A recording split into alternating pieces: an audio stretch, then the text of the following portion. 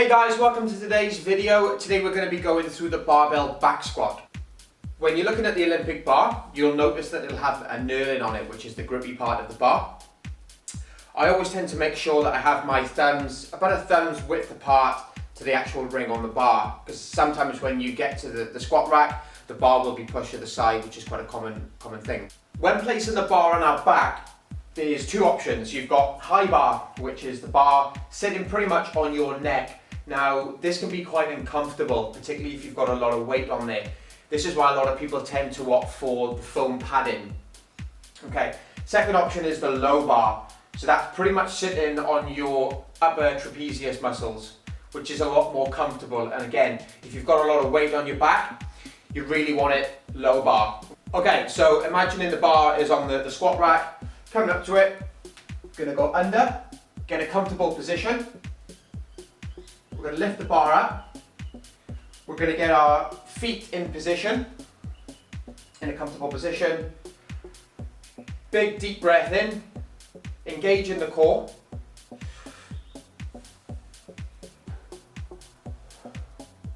Fully exhale at the top of the movement, squeeze your glutes. We're going to go do that again. So big breath in.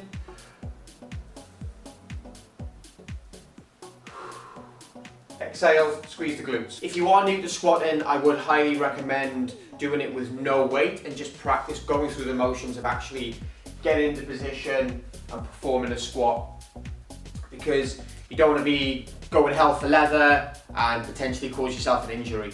Personally, when squatting, I like to have no shoes on, just because I can feel there's a really good flat solid connection to the ground.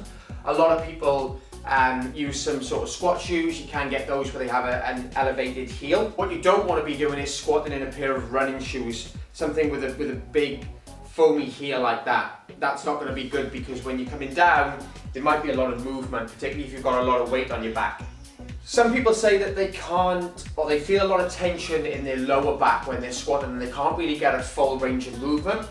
This potentially could be to dorsiflexion in your ankle. So what's happening is that when you're coming down, your range of movement here is not great. So then you feel a lot of tension in your lower back. Now, the squat is more of a quad dominant exercise as opposed to your glutes. When we come to the top of the exercise, or top of the movement, shall I say, we can squeeze our glutes and activate them, okay? But predominantly it's a quad focused exercise. So if you are struggling with range of movement in your ankles and you can't really get your knees past the line of your toes, you can practice this. So for example, of an evening, you can put your foot close towards the wall and just hold it there, okay? If that gets really comfortable, you can bring your foot slightly back and you can try to push it towards the wall and just hold it there for around 30 seconds. If you do that consistently for a couple of weeks, your squat range will improve. Another option is to put a plate under your feet, so you can put like a 5 kilo weight. What that will do, it will elevate your heels off the ground. And again, in doing so, may give you a greater range of movement and get your knees past the line of your toes. Tip number 2 would be to put the bar in a low bar position, just on your upper trapezius on your back, not on your neck.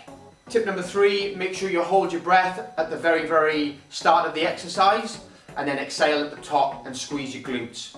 Tip number 4, if you're struggling for ankle mobility and you can't really get your knees past the line of your toes, practice it every night. Tip number 5 would be to get a friend or a partner to record you squatting so you can check out your form. Tip number 6 would be to think of the muscles that are actually working in the squat exercise. So we've got our hips, we've got our quads, we've got our glutes, and we've got our hamstrings all working together to create that locomotion. Thanks for watching today's video, guys. If you thought it was helpful, please leave a comment in the comment section below, or like, share, subscribe, and I'll see you in the next one. Thanks, guys.